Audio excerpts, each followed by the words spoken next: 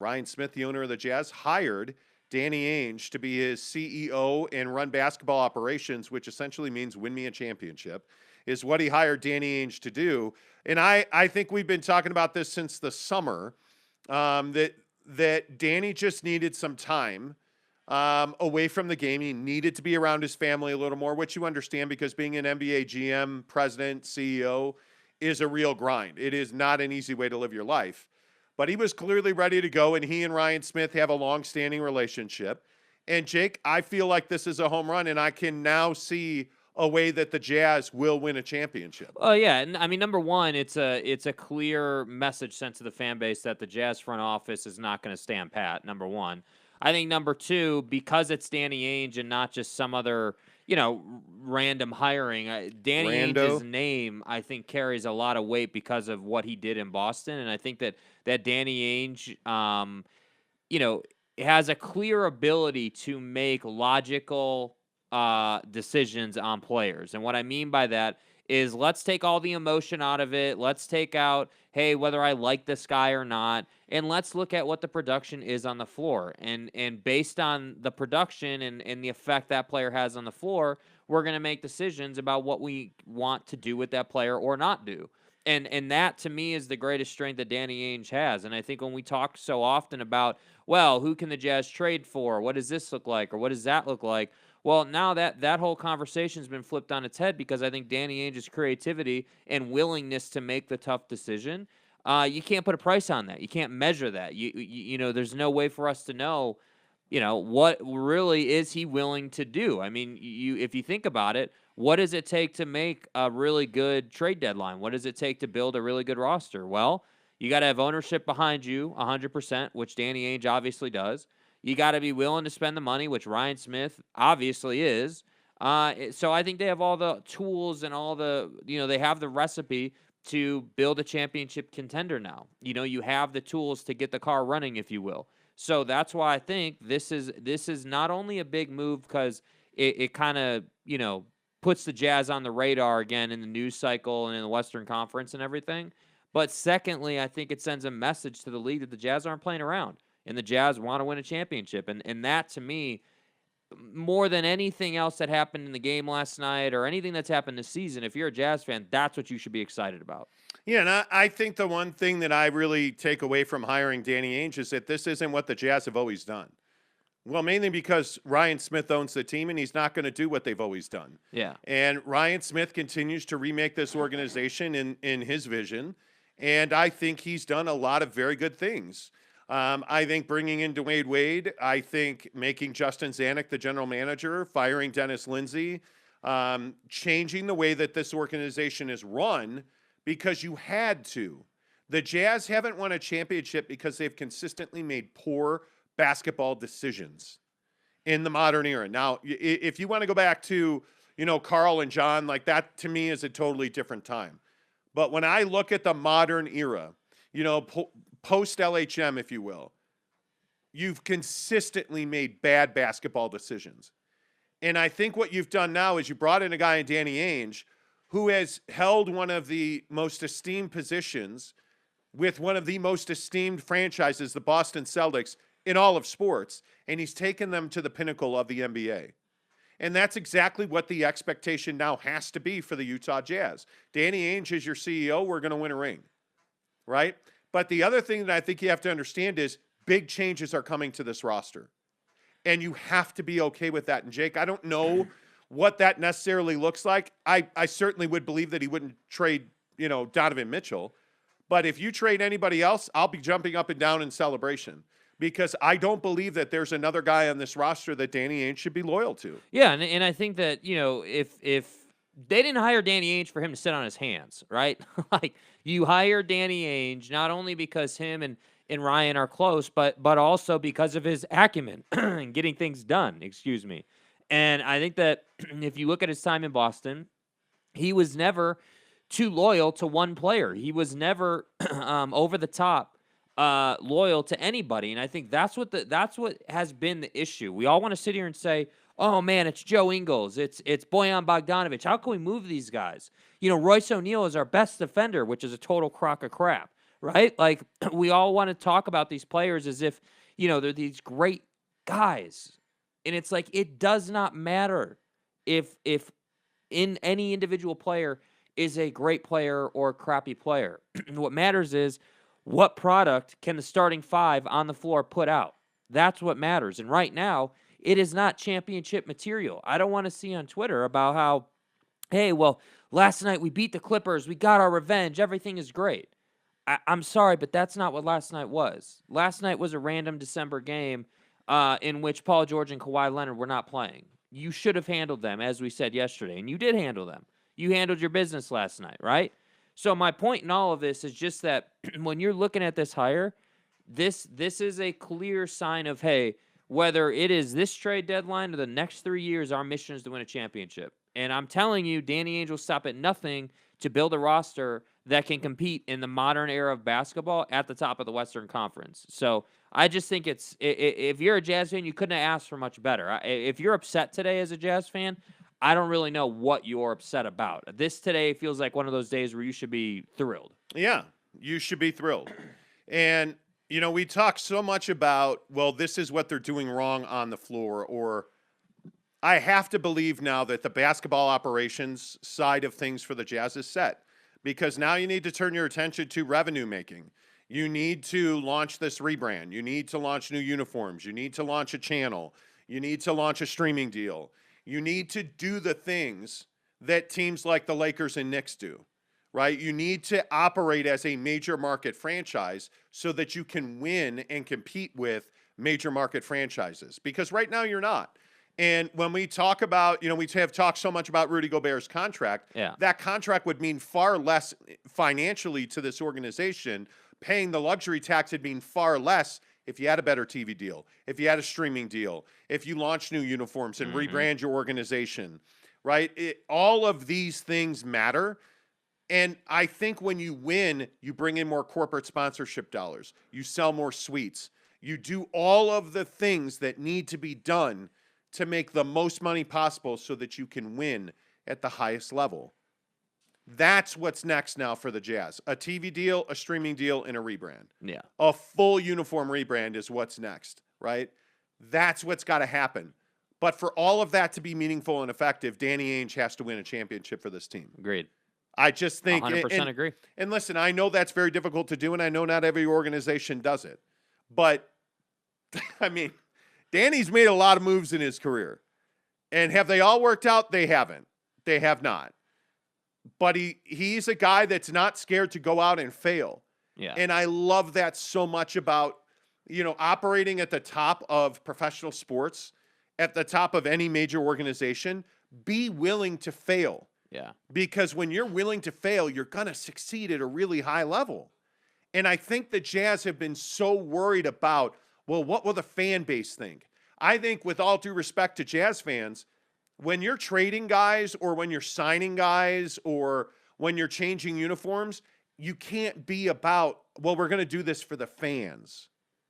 I mean, you're going to say that. You're doing this to win so that you can, win a championship, make more money, earn more respect, earn more cred, be a destination. Yeah.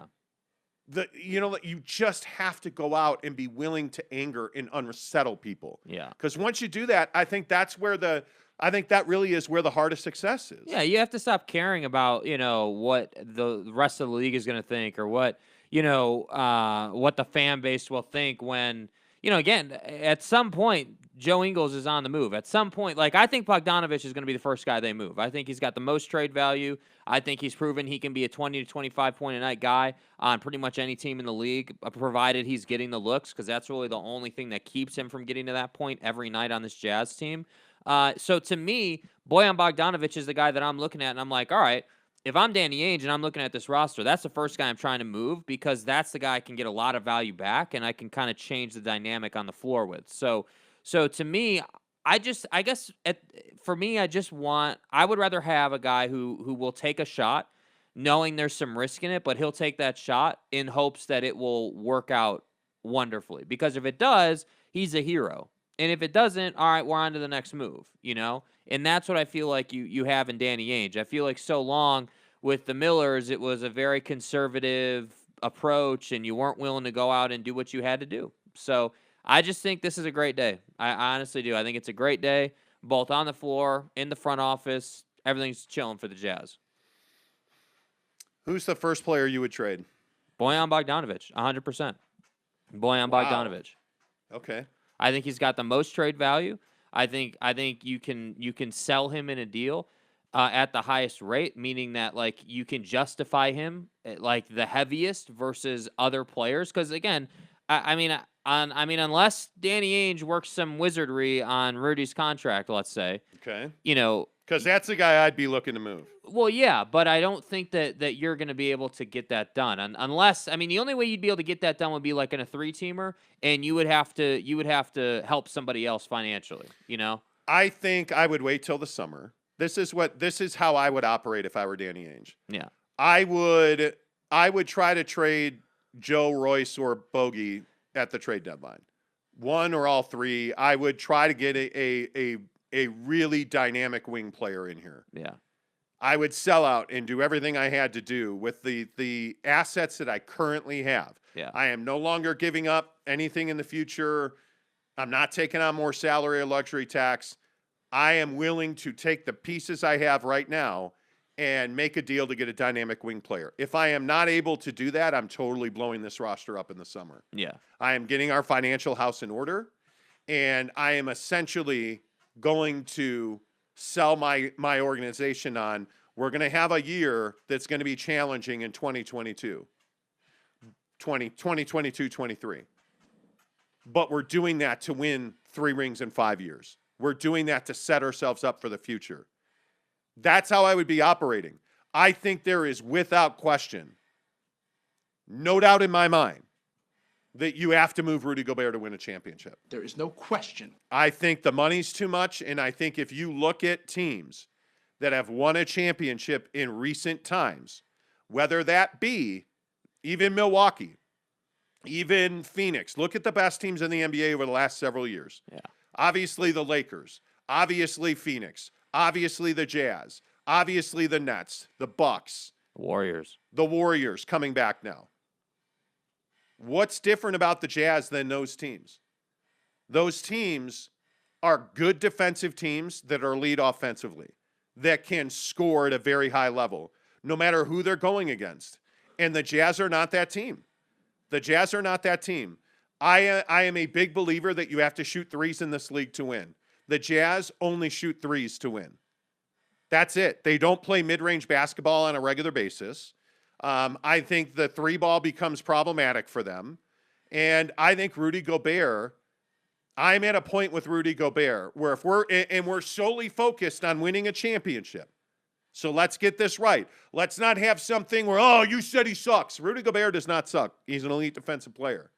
But I'm talking about building a team, 12 guys that I can play 8 to 10 of those on a nightly basis and win a championship. Yeah. Rudy Gobert can't be one of those 12 guys, in my opinion, because of his current offense. The shooting an air ball on a layup last night that just can't happen. Yeah. And it's because he's so limited offensively. So he would be my main. I'd be looking to remove that contract. He's the main challenge in the money. Yeah, but right now, immediately, I think the first thing that I would do is, if I'm Danny Ainge, and I'm sure this has happened already, I would sit down on a flight. I'd get on a flight where I had a long exclusive time with Quinn Snyder, and I would be like, all right, hey, here's who I am. This is what I see. What are you doing? And I would start making a decision on Quinn Snyder that will be executed this summer. Yeah. Because you're not making any significant changes to any way that you're doing basketball right now. You're not. But in my mind, Quinn Snyder's got, 6-7 months to show me he can be the guy that's the head coach of this team to win a championship. Right. Because this thing with Jared Butler not playing young guys, that can't continue. That just can't. Not this year if you're going to win. Next year, now the script is different. The whiteboard's blank going forward. This year, right now, you need these young guys to produce, and they're not. I think that's a huge deal. Yeah. I think The only reason Danny Ainge took this job is because he's got full control. Yeah. So if I'm Danny Ainge, I am trying to win every single game that I can win this year with what I have in-house right now. Mm-hmm. And if I can move Bogey, Joe, or Royce, or all three of them, I'm going to do that. I am not going to trade Rudy right now. I am not going to trade Donovan right now. And I'm probably not trading Mike Conley right now. Jordan Clarkson.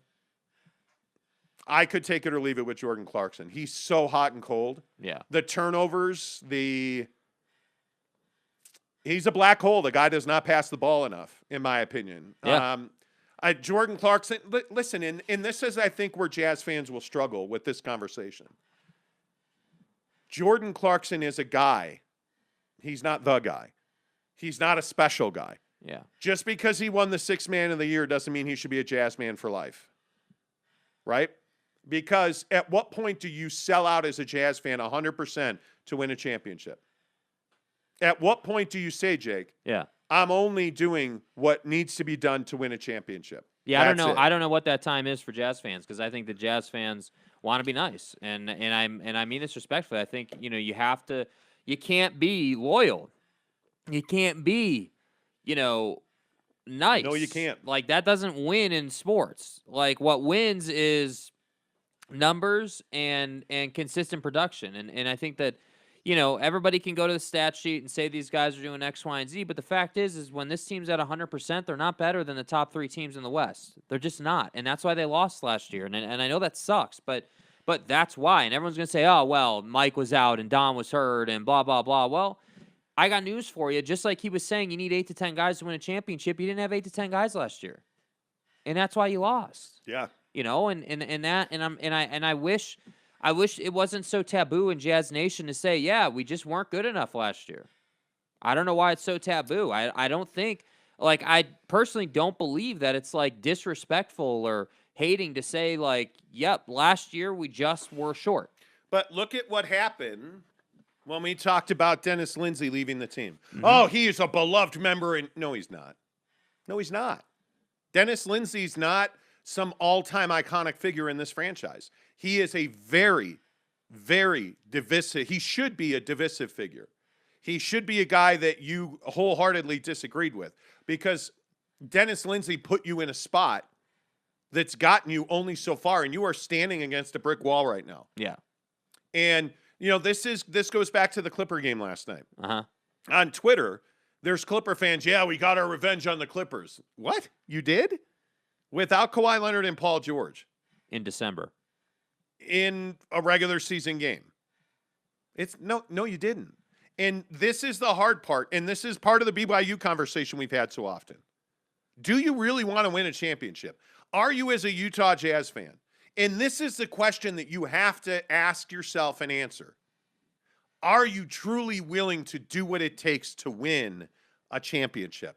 Are you, as a BYU fan? Because obviously with Ryan and Danny Ainge, BYU runs very closely to this organization now. As a BYU fan, are you willing to curb stomp somebody?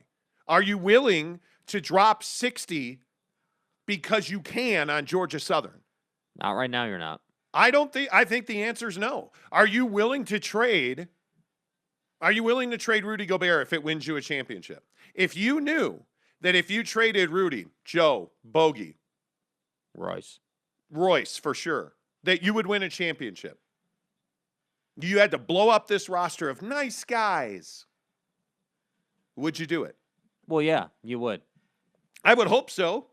I don't think unequivocally the answer to that question is yes in Jazz Nation. I really don't. Well, I think the fan base is split up. What are people saying? All right, yeah, let's figure it out. Lots of comments this morning. Let me go back to the top here. Back to the top. Giggity says, "What's up, fellas? How are you?" What's up, buddy? Eric DeVera says, "We had talked about this a few months back and finally happened. I feel like Royce is about to leave the Jazz soon. Maybe Gay and Clarkson the next year." Yeah, I think it's just an obvious, like, if you put all the names on a piece of paper as a Jazz fan and you're watching this team every night, you know the names you're gravitating to that you want to move. We all know the names. Yeah. And Royce is definitely one of them. Yeah. I think it is. Your role players will ultimately win you a championship.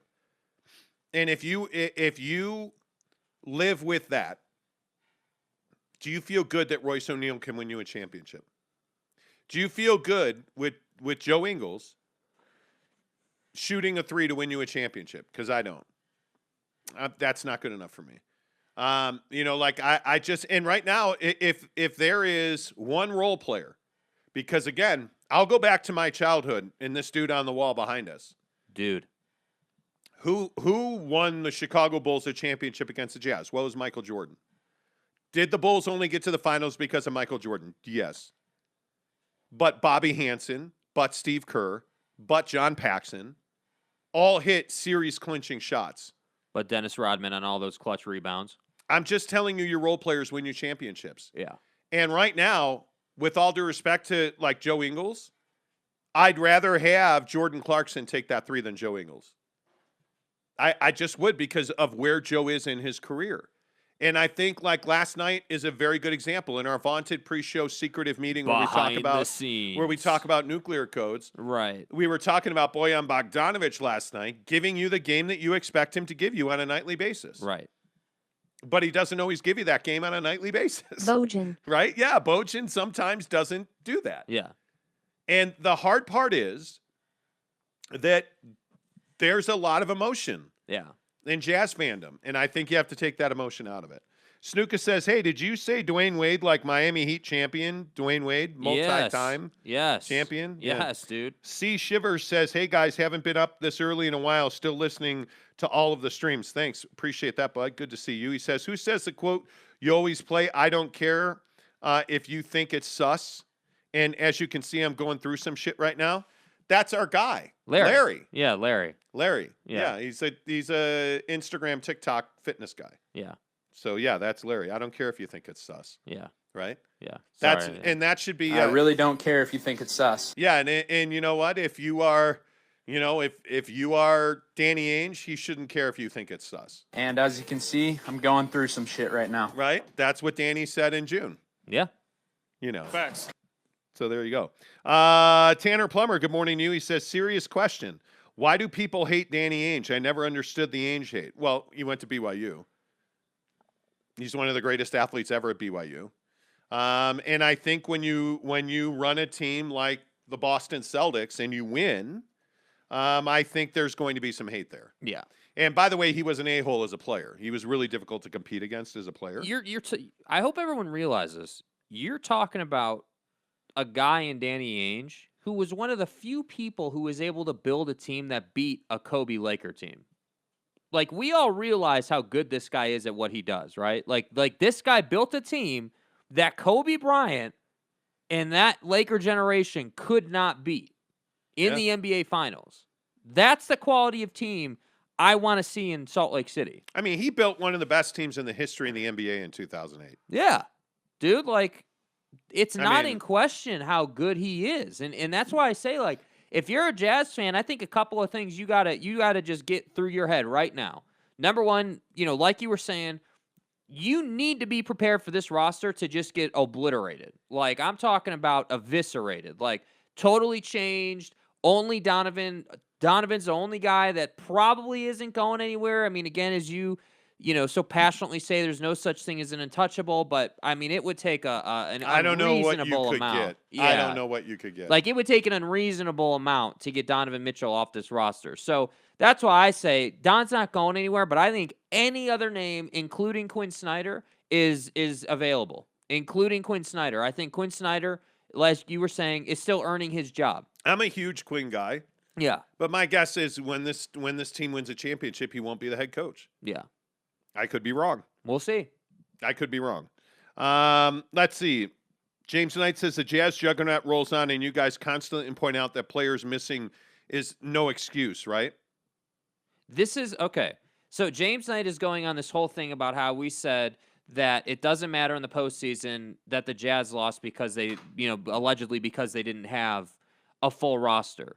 And then last night he's upset because we're saying that they didn't get revenge because It's Paul George and Kawhi weren't playing. guys, it's fucking December. Yeah, like I don't Who understand how cares? this is confusing. Who This is not a cares? this is not a 7-game series. This is not the postseason. Man. This is not the most important games of the year. Like Paul George, I'm guessing right now could play if he had to play. The thing I don't understand is why is it so hard for James in particular, but why is it so hard for fandom to realize you lost that game because you lost that series because you were not the better team at the time the series was played?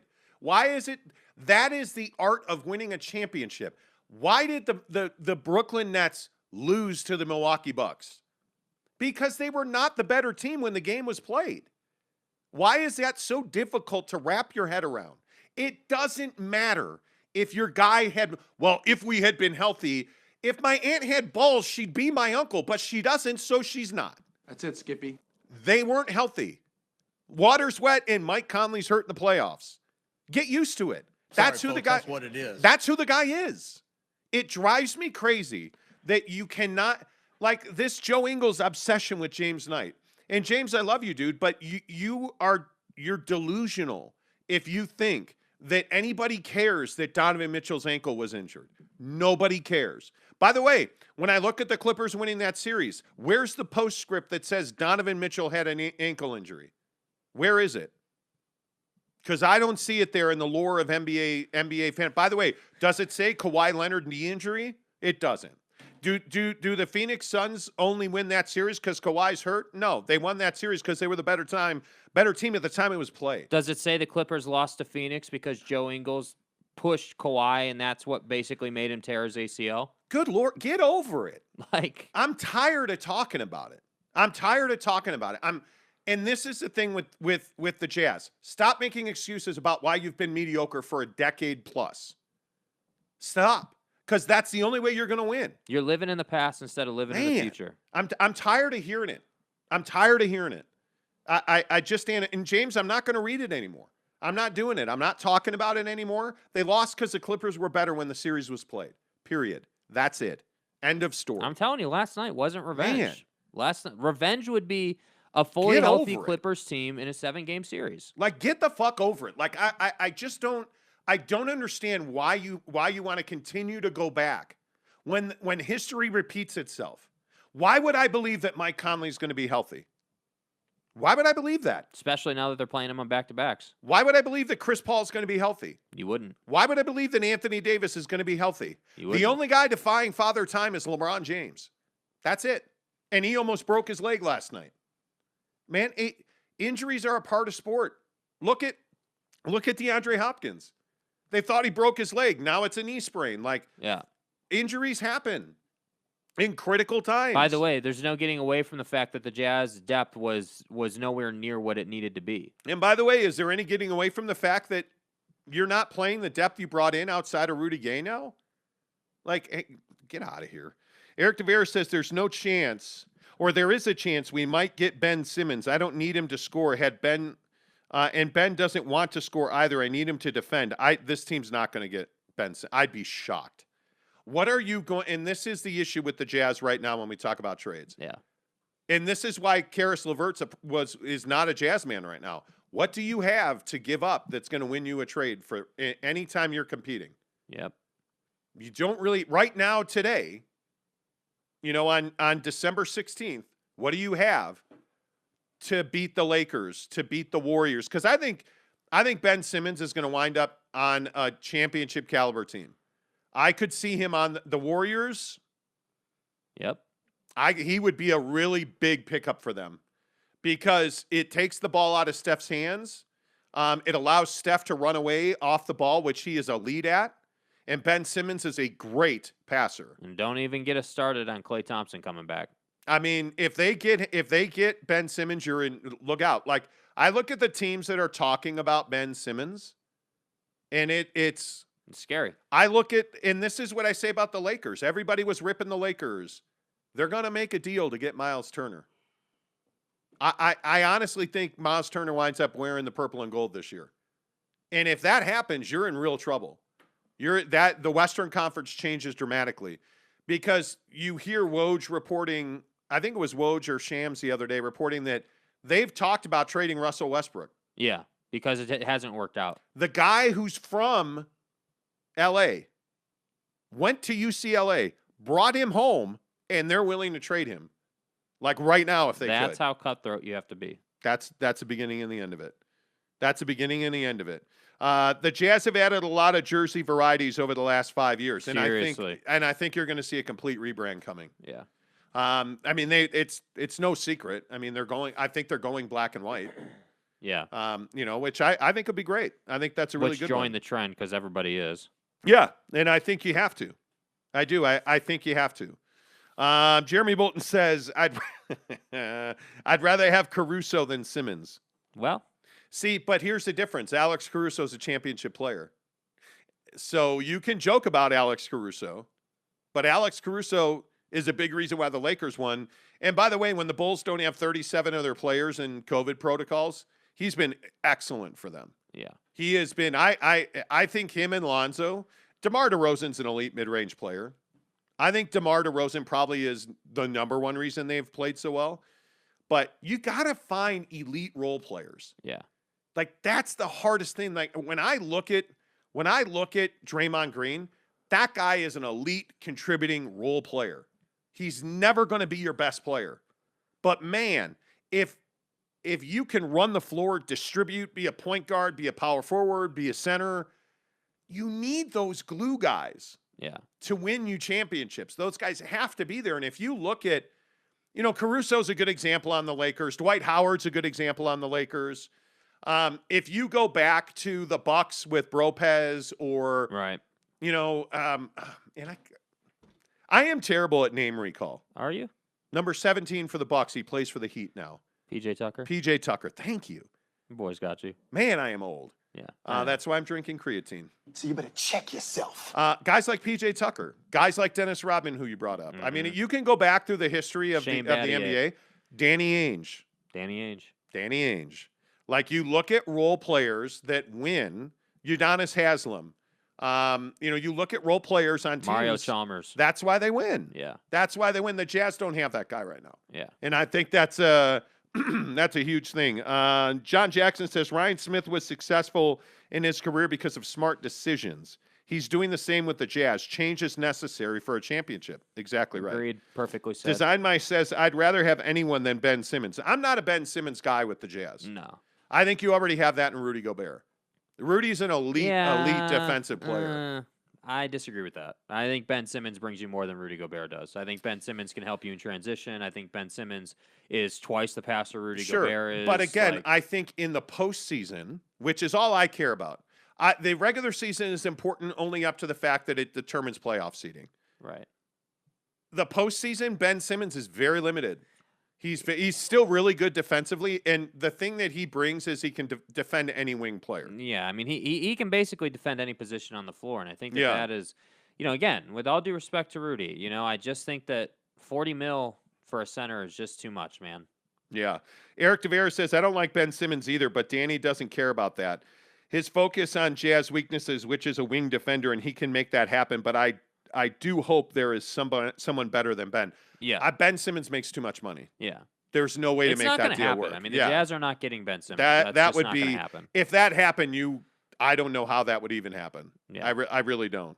Romaine Chasney says, "Hi guys, from the trade for the trade. What about Jordan Clarkson? I would trade Jordan Clarkson. I would trade anybody not named Donovan Mitchell. Literally, anybody. I agree with that. I totally agree with that. Mr. E says we still have no backup for Conley when he gets injured. Just saying. No. Well, here's the thing. You do. He's just not allowed to play right now for whatever reason. And I don't understand it. I think Jared Butler thing makes me crazy. Jared Butler is a dominant G League player right now. You can send him down there. He'll give you 30 points a night. No problem. He needs to be brought up, and he needs to get through the development process and the turnovers and playing like crap, and then he'll play well. And I don't know how you explain that idea.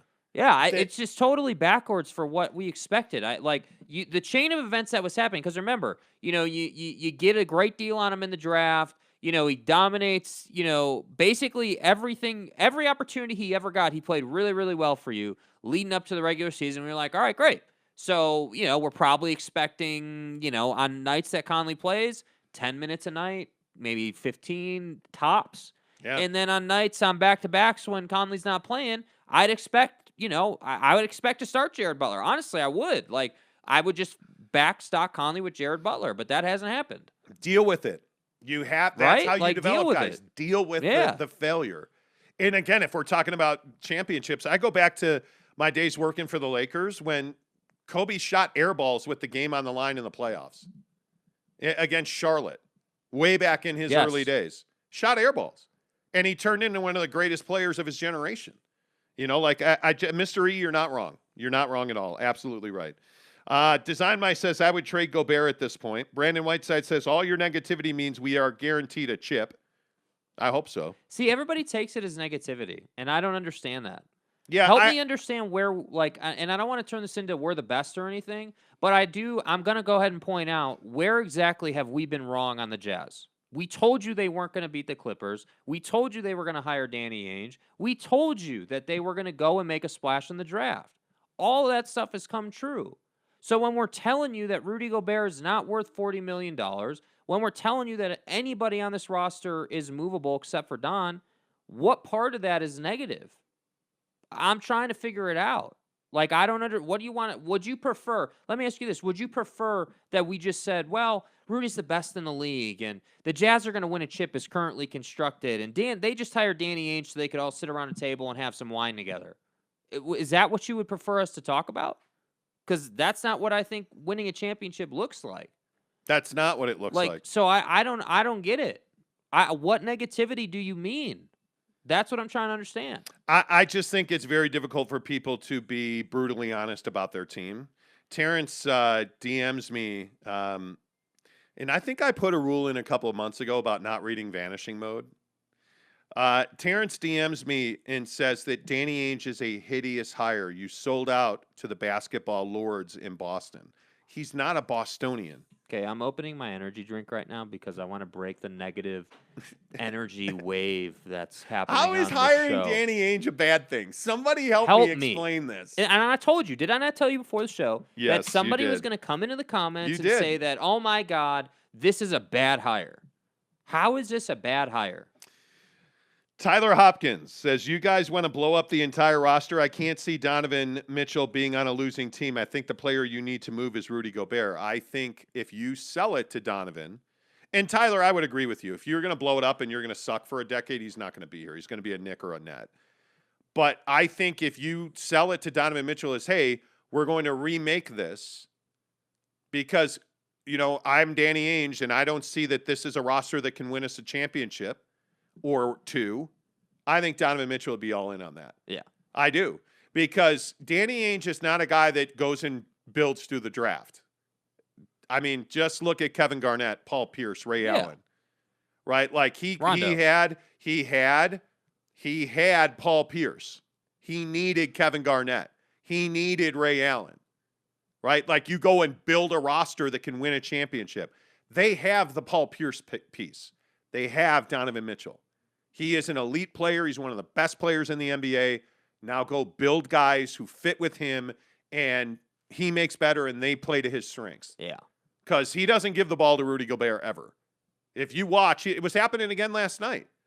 Like, he will not pass Rudy Gobert the ball. I mean, we're not the only ones who question whether he trusts his teammates, by the way. I mean, that's not something that we're only saying. I mean, that's, well known. Cody Strickland says, I have to disagree with you guys on this due to the fact that when Rudy is off the floor, the Jazz struggle to stay ahead of teams. The fact that he tries so hard to improve on his offensive game that we need to give him more credit for the Jazz record. I'm not saying that he doesn't deserve credit. I think Rudy has worked really hard. He is an elite defender, and I think he's trying really hard. I mean, the free throw progression is very clear. I think he's trying very hard to be more of a contributor on both ends of the floor. But the issue is that you're not going to win a championship built the way this team's built. Yeah. And you can't point to me the last team that was built around a 7-footer in the middle. Tim Duncan, the Spurs. I mean, I think that's probably right, but he was a 4. One. He was a 4, but I just don't see that. I mean, Shaquille O'Neal is probably the last guy that you can go back to and say, yep, yep, big man, power center. That's a guy that won you a championship. Right. Right. Jokic, but they didn't win a But championship. they didn't win a championship. But that's like, that would be today's modern day, like built around your center. I just go back and I look at, like Milwaukee is built around Giannis. The Lakers are built around LeBron. Toronto, not built around a center. I mean, that was 2 guards, Van Vliet. That's, I look at Golden State, certainly not built around bigs. No. The Cavs built around LeBron. Golden State again, San Antonio. Nah. Kinda. Manu, Parker, Duncan. The Miami Heat, certainly not built around a big. Dallas, Dirk Nowitzki, not built around a big. The Lakers, that's Kobe. Kobe and Pau. I mean, and maybe Pau Gasol is, but Pau was not a power center. Pau was not. No, that doesn't qualify because Pau was basically brought in because they needed a air quotes big, but he's not a center. He's a 4 that can run. Yeah, he's a 4 that shoots. He's a pick and pop 4 who can get to the basket. Yeah, and he's an elite shooter. Yeah, and in his heyday, he could dunk on you. So yeah, so I just go back to the Celtics. You got to go back to the Celtics in 08. That's KG, Pierce, Paul Allen, or Ray Allen. San Antonio again, Miami, San Antonio, Detroit. I think the days of winning championships built around a 7-footer are over. What about the Chauncey Billups, Ben Wallace teams? Well, that was the Pistons I just mentioned, and I wouldn't necessarily say that was 2004. Let's see if I can find their roster. Yeah, I mean, you're looking at Billups. Eldon Campbell was a role player. Obviously Rip Hamilton, Lindsey Hunter. They were built around Darko Milicic. Right, yeah. Mm-hmm. Oh, our good friend Mehmet Okur. Tayshaun Prince. Oh. So as you can see, yeah, Tayshaun Prince Prince was a savage, dude. Ben Wallace wasn't an offensive player. Ben Wallace was an elite defender. But he was very much Rudy Gobert. As you can see, though, if we just take our opinion out of it, go and look at all the teams that have won a championship in the last 20 years. Which one of them was built around a big? It's not. It doesn't happen. It's Shaq and the Lakers. That's it. I mean, when was that? What was that? 2001 or something? When was that? Yeah, the early 2000s. They won their three-peat was 0-1-0-2. So that's why I say it's been what? I mean, we're working on 25 years. It's not been. That's not how you win a championship. Yeah. It's just not. Yeah. So that's why I say, with all due respect, you can say we're negative. You can say that we're wrong all the time, which we're not. But you can say that. The fact is you're not winning a championship with Rudy Gobert getting paid $40 million and being one of your best players on the team. Yeah, Maury Alvarez says, do you guys have a live audio stream? Nope, just YouTube is where we do our show live. I'm only moving Oni, Forrest Hughes, Doak, and maybe if you are lucky, Butler and picks. You don't have picks to move. Yeah. It's going to be a sale equal to the Lakers players out there, Brandon Whiteside says. I don't really understand that. I mean, you have no value. If you're only trading Oni, Forrest Hughes, Doak, and maybe a Butler. You really think that this team right now can win a championship? Yeah, I don't know. What would you be hoping to get in return for that? But let's not skip over this. Brandon Whiteside, that's who made that comment, right? Yeah. I'm only moving Oni, Forrest Hughes, Doak, and maybe, if you are lucky, Butler and picks. It is going to be a sale equal to the Lakers players out there. Brandon Whiteside is saying that he's saying it without saying it. Hey, I'm happy with the core on this team. I think the core on this team can go ahead and get us to the finals, and we just need to backfill the deep end of the bench, which I just disagree with. I disagree with that completely. That's crazy. I don't see that at all. I think you have to just be real about who you are and where you are. Yeah. This team's good. It's not great. All right, cool. Let's leave it right there. Yeah. Let's leave it right there. Chris Carnes says, morning, but whoa. Hello, Chris. Hey, now. Chris, have you ever given us an update on the damn smoker? He hasn't. Chris, I need an update on the smoker. How did BYU do yesterday bringing in new guys? They did. I mean, Utah had a great day. Yeah. BYU did okay, but I think you're going to see February is really going to be a much better signing day. A lot of people think yesterday was National Signing Day. It wasn't National Signing Day. Yesterday was the beginning of the early signing period. I think National Signing Day is in February. So I think that's when you'll see a lot more of that. Eric Tavera says Gobert is elite. His salary, however, restricts the Jazz. Danny can make things happen. Maybe get Evan Mobley. Oh, good luck. Evan Mobley is going to be that kid's going to be a stud.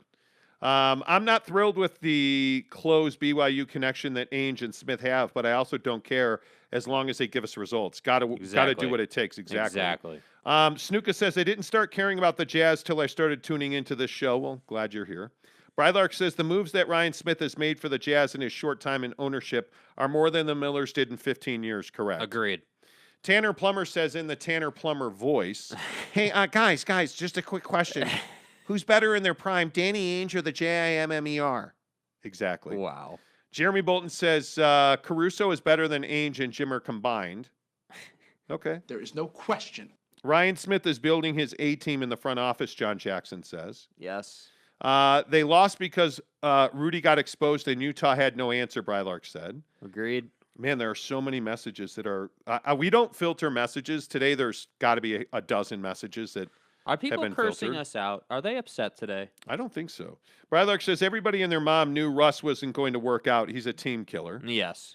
James Knight says Danny Ainge should be hitting you guys up to join the front office because you guys know it effing all, right? Yeah, we do. That's true. Help me. Where have we messed up? James seems upset. John Jackson says Ryan Smith knows how to build a strong front office.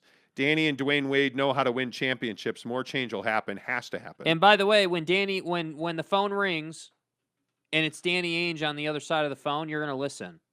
I'm just pointing that out. Like when the phone rings and it's Danny Ainge and Dwayne Wade on a conference call and Ryan Smith is sitting in, yeah, I think people are gonna listen to what you have to say, and that's the most important thing. Brylark says everyone's on the trading block, not named Donovan Mitchell. Totally. Yeah. And he says, wait, creatine, you guys take steroids? Yeah. Yeah, You we didn't know take that? steroids, dude. We're Totally. sitting- Yeah.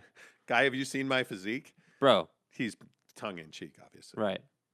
Do you even lift? I don't. Even though I worked out twice on Tuesday. Yesterday I went to the gym and did arms and cardio. And then last night I shoveled snow. The snow's cute when it's falling. And when it lands on your driveway, it's not very nice. Tyler Hopkins says, I agree with Jake. Trade anyone not named Donovan.